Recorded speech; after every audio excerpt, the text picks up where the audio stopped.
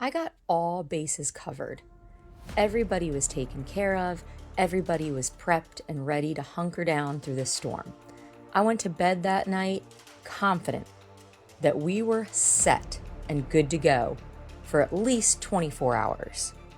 And then I had this dream that I was chasing pigs in the middle of the storm, chasing more pigs in the middle of the storm, got the side-by-side buried in the snow, had a calf go into shock and had to tube feed him, and then had a mental breakdown.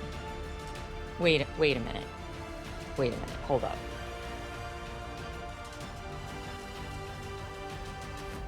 The storm was projected to start 9, 10, 11, 12 o'clock that night, and it did. It was closer to 9. It was supposed to snow for the first 12 hours, and then around noon that next day, it was going to transfer over from snow into like a freezing rain and sleet. Don't let Marge out. So at about that time is when the kids and I ventured outside just to top everybody off with fresh water, break some ice out of the buckets if needed, and top everybody off with some fresh hay. You know, I really wanted to run spigots out to these fields to make it more convenient so we didn't have to drain hoses. And this fall just got away. And next thing we know, here we are in the middle of a snowstorm having to drain, 100, 150 feet of hose, 200 feet of hose. Oh, so project for spring 2025. It is going to be get the water situation dealt with. At this point, I don't even know what to say. These 2 pigs were with all the other pigs, bedded down deep in the barn, and I opened the door to go in and give them water, and they pushed the door open, jumped over the plow that was blocking the barn aisleway, and decided to get out. And at this point, I'm kind of at the whole, like, screw you mentality. If you're like, we've tried to get them back in the barn, and they just will not go in. So, I don't even know what to say. I'm not going to sit out here and subject my kids and myself out here in these temperatures to chase these pigs back when they won't go back. So, I don't know what to say. I felt bad for them. I'd get so angry because we'd chase them and they'd be so stupid. They'd run right past the barn.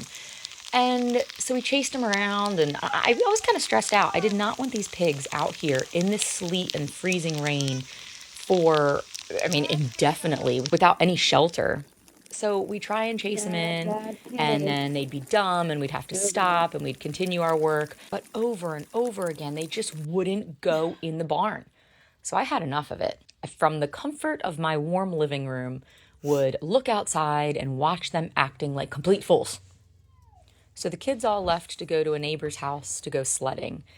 And I decided after another hour or 2 of these pigs wandering around outside in the snow and sleet that I would make an attempt. Maybe, just maybe, they were actually really cold and really wanted to go back to the barn.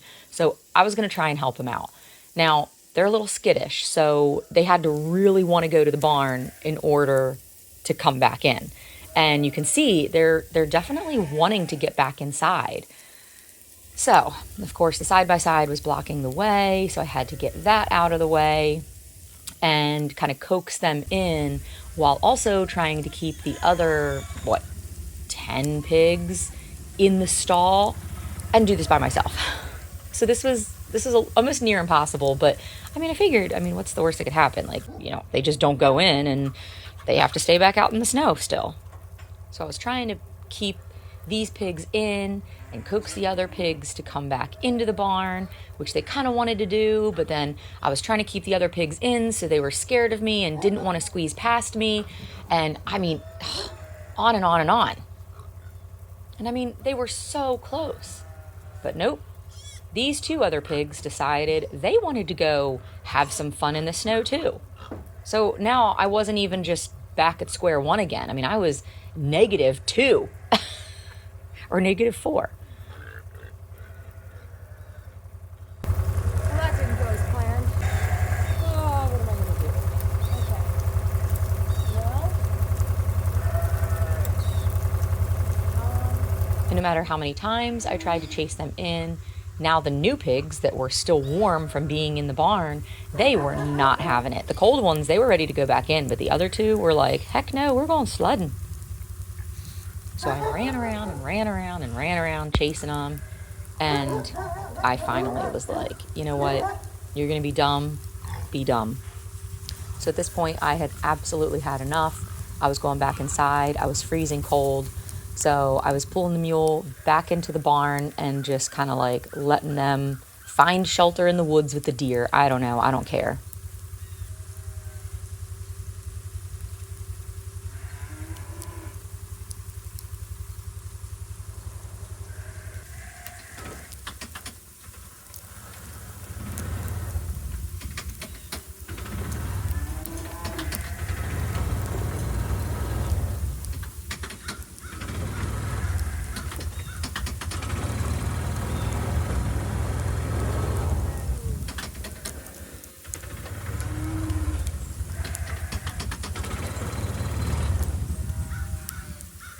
Well, then, of course, the side-by-side wouldn't get itself out.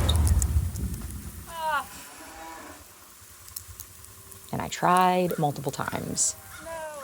So now I don't even know what to do because now the side-by-side is going to sit for the next 12 to 24 hours out here in the snowstorm. So that's it. I'm closing up. I'm going in the house. I'm done.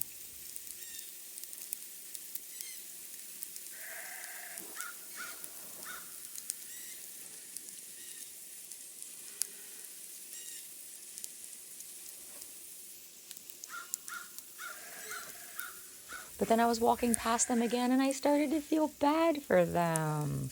So I decided to make one last attempt to try and get them in the barn.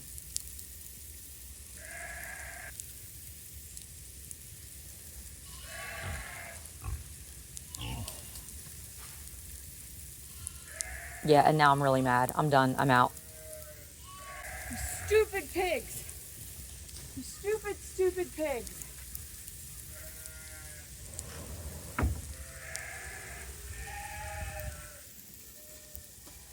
Later on that evening, the kids came home from sledding, and we were able to work together to get the pigs back inside the barn. Now, by that time, they had been outside for several hours, so all four of them had icicles hanging off of their backs, and they were absolutely freezing. So it's kind of hilarious that I opened the door and they were clamoring to get back into the warmth of their stall. Serves them right. So I'm loading up the firewood in the stove to get it rolling for the night, making sure everybody's situated and heading back inside until the storm ends. The next morning, the kids were thrilled to get outside and start exploring and then playing in the snow. I was nervous to get out and see what was going on in the barn.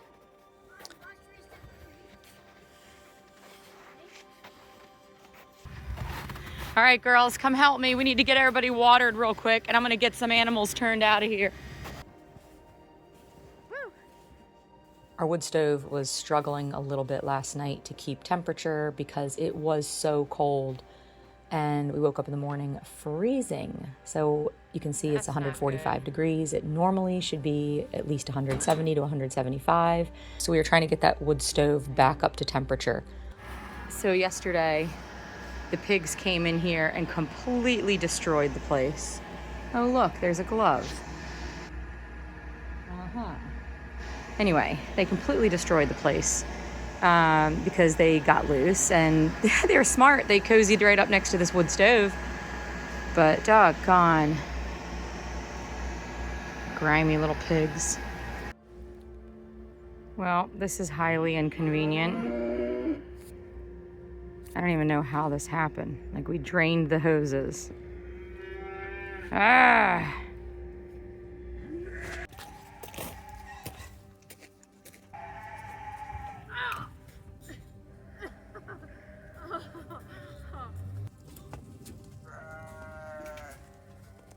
Now with these cold temperatures, these water buckets were freezing so solid. This bucket, I would say about half of it is just a chunk of ice. Now who else will hear the sound of woodpeckers and never view it the same way?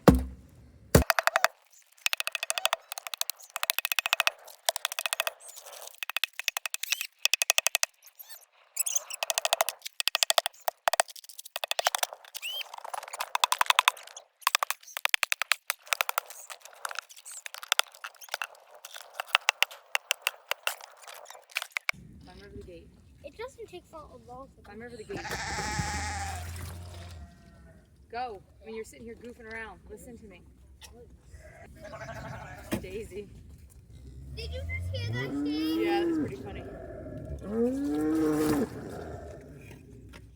Yeah.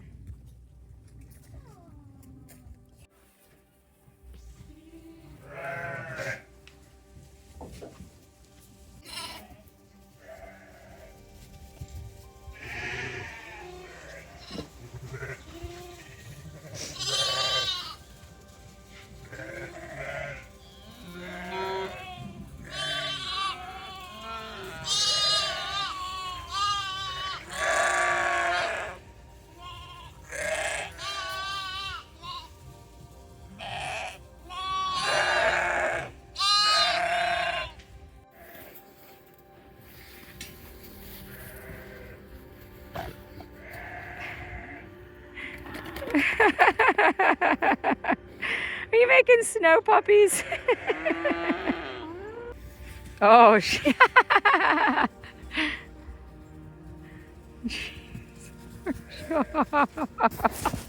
Ow. Ow.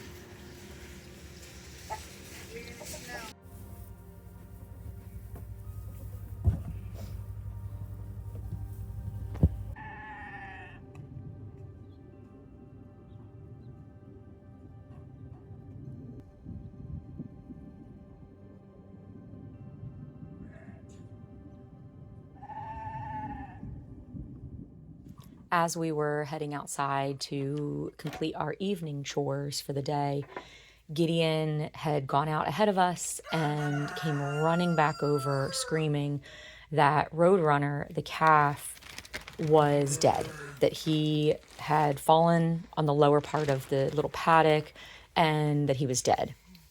So I went running out to try and see what he was talking about and called Chris, my husband, to come out with me. And we got over to the lower part of their little paddock and saw Roadrunner, this calf, laying in the snow and in the ice, almost unresponsive. I could slightly see him breathing. I reached my hand in his mouth. It was ice cold.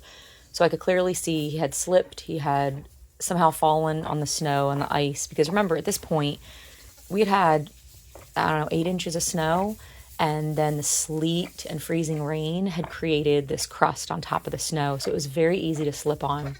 And so I'm guessing that's what happened.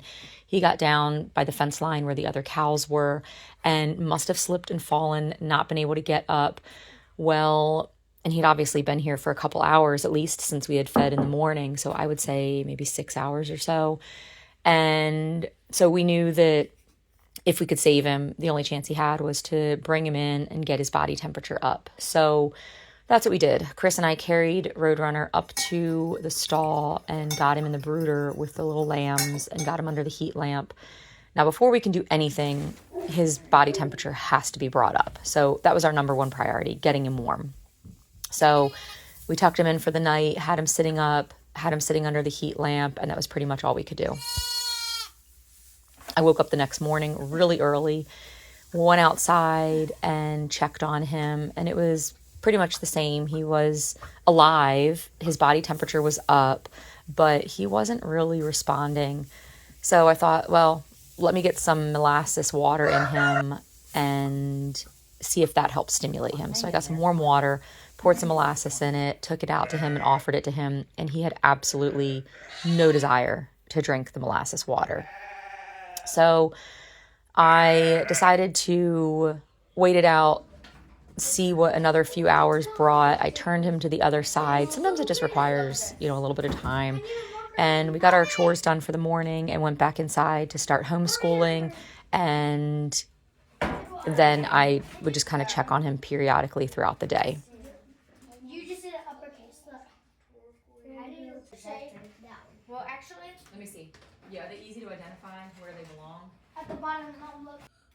What would you love to be able to observe? What is something in history that you think would be really... As the morning went on, I decided, I think I'm just going to intervene and give him some milk, because if he's not eating or drinking anything, which by this time, mid-morning, he was showing no signs of having any desire to consume anything. At least if I can get some calories in his belly, at least he's not going to deteriorate even more. So I got lunch started, had that cooking, and meanwhile that was going, I grabbed Selah and asked her to help me tube feed Roadrunner. We did about 2 quarts of milk just to get that into his belly. So we rolled him over, got him back under the heat lamp again. And really, at this point, there's not much that we can do other than just wait and just pray that he pulls through. It's going to be kind of up to him. We can't really do much more at this point.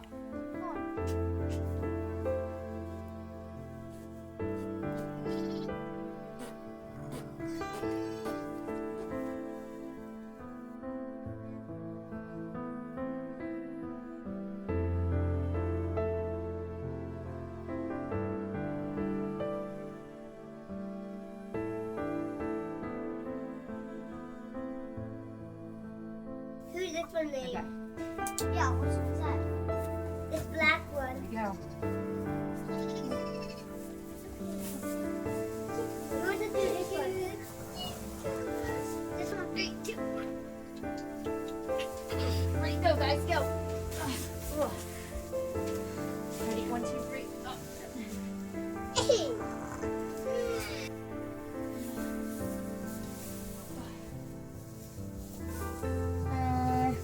See if we can. Lay on the other side. Sitting up though. I so love you. I love you. Was eating yours.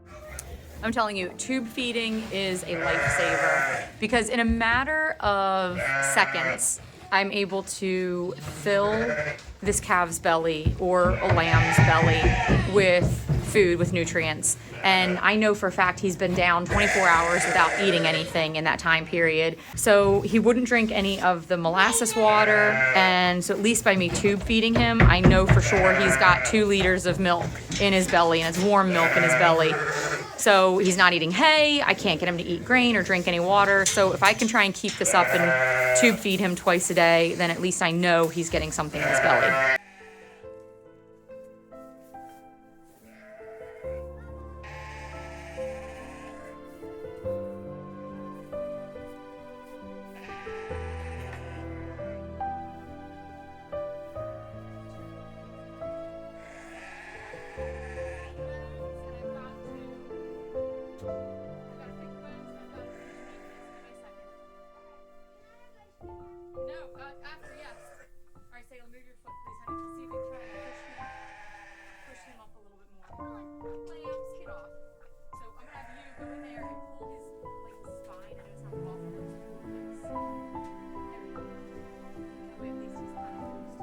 Now the week ahead, we are not getting out of, I think the highs during the days are going to be maybe 20, 22.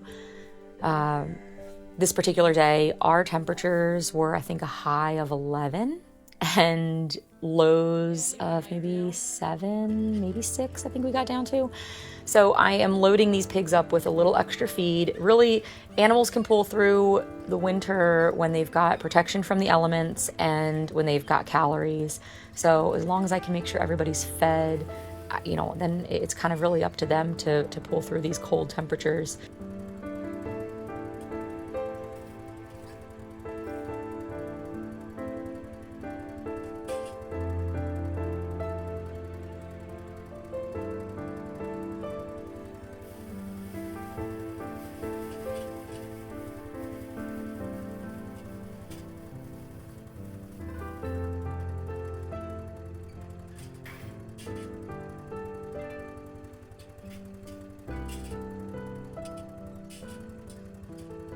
I also got a bunch of alfalfa hay and am making sure that the pigs and the cows don't run out of that as well, just for that added extra protein.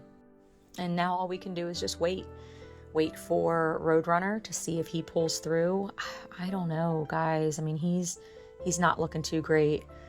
And then we also wait for the cold temperatures to warm up a little bit so we can start opening gates again and digging ourselves out. And other than that, we sled and we hibernate. We've also got half a dozen ewes that look like they're going to lamb any day. So I am hoping that they can hold off at least for another 2 weeks until we get out of these below freezing temperatures. So we'll see what this week brings.